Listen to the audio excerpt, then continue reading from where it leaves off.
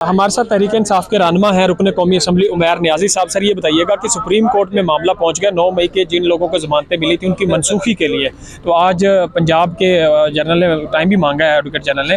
तो ये मामला सख्तियाँ परेशानियाँ तहरीक इंसाफ के लिए मजीद बढ़ने जा रही हैं कि जिन लोगों को जमानतें मिली थी अब यहाँ से कैंसिल भी हो सकती है। नहीं, बुनियादी तौर पर देखें ये 96 नंबर FIR है जो जिना हाउस से पर्टेनिंग कोर कमांडर हाउस के हमले के मुतालिक FIR जिसमें आलिया हमजा, खतीजा शाह और दीगरान को बेलें मिली थी। 56 की बेल कैंसिलेशन आज मूव की गई है। इंटरेस्टिंगली ये वो केस है कि जिसमें डॉक्टर यास्मीन राशिद शुरू में ही बरी हो गई थी और अब आके इस बिलेटेड स्टेज पे ये कैंसिलेशन सीख कर रहे हैं। खाली किस वजह से कि शायद तहरीक इंसाफ की लीडरशिप, तहरीक इंसाफ के वर्कर डर जाएं, उनकी स्पीड कम हो जाए, किसी तरह से घबराहट का शिकार हो जाए।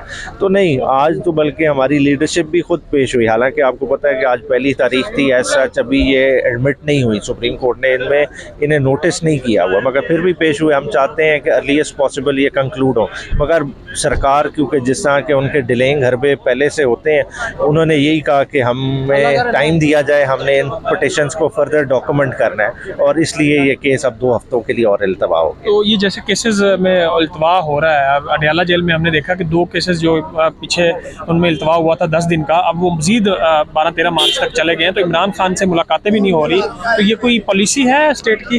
देखिए, स्टेट की पॉलिसी तो बिल्कुल है, क्योंकि देखें अगर ये कहें कि कोई पॉलिसी नहीं है कि इमरान खान की तस्वीर ना नज़र आए, इमरान खान का नाम नहीं ना लिया जाए, तो ये वाज़े पॉलिसी नज़र आती है। देखें, इससे पहले भी प्राइम मिनिस्टर्स के ट्रायल हुए, अगर खाकान अब्बासी ले लें, नवाज शरीफ, इन सारे पिछले 5 प्राइम मिनिस्टर्स, क्या उनका किसी का जेल ट्रायल हुआ?